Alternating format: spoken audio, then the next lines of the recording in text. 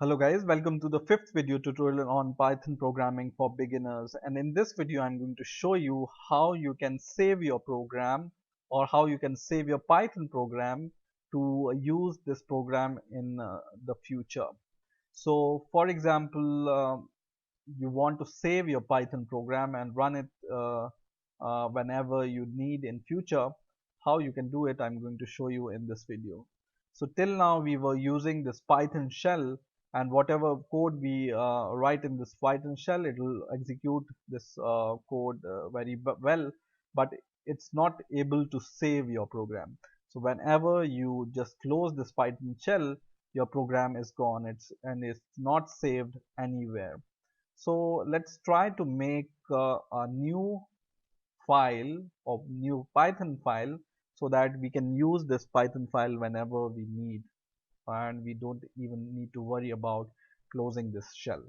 Okay, so how you can do this is you just need to open this Python shell. You already know that you can just open this Python shell by going to your Python folder and just open idle Python GUI from here, and this is that idle Python GUI, which is a Python shell. So just open it and just go to file here and just click new file, and this will open a new file, and you can save this file as a Python file. But first you need to write some code in here. So I'm just giving you an example how you can make this Python file and how you can run it. So for example, we want to calculate the maximum of three values. What you can do here is you can calculate the maximum of three values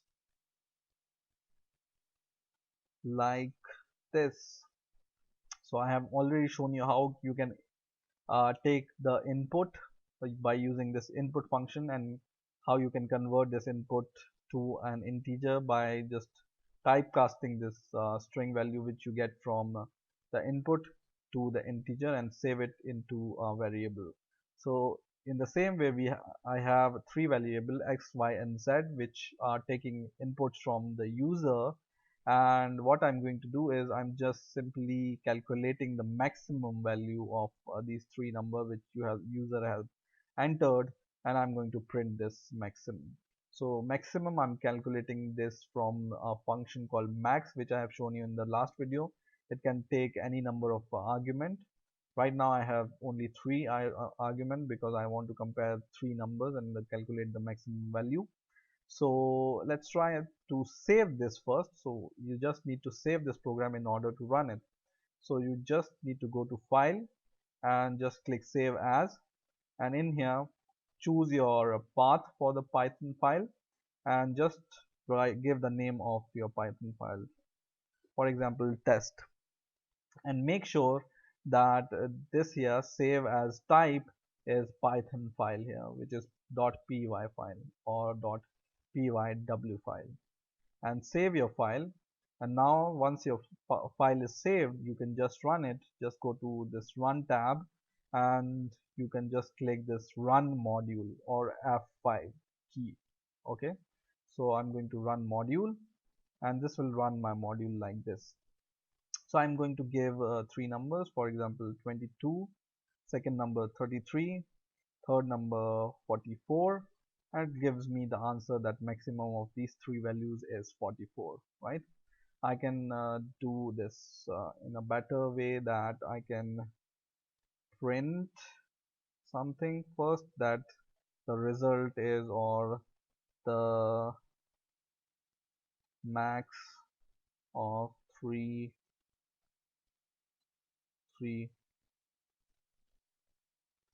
values is, and it depends upon you how you can run. This is just an example. Okay, so how do you want to make your program? You are free to make it, and this is just an example how you can save your file. But still it doesn't solve our purpose, because it's running our code in the shell, and we cannot always run our program, and we cannot open our Python shell everywhere. you know you want to run your Python file as an executable file, right? You don't need to open this Python shell every time you need to run your Python program. And how you can run your program directly is you just need to go to the folder wherever you have saved your Python file. So I have saved my Python file here, but there is a little correction you need to make in this program. And what is the correction?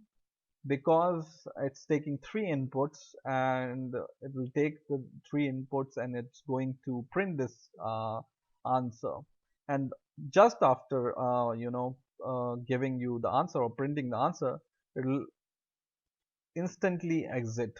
So what you need to do, just need to give something so that it can stay. So just write input, and this is input, and in here you can just give a string that please press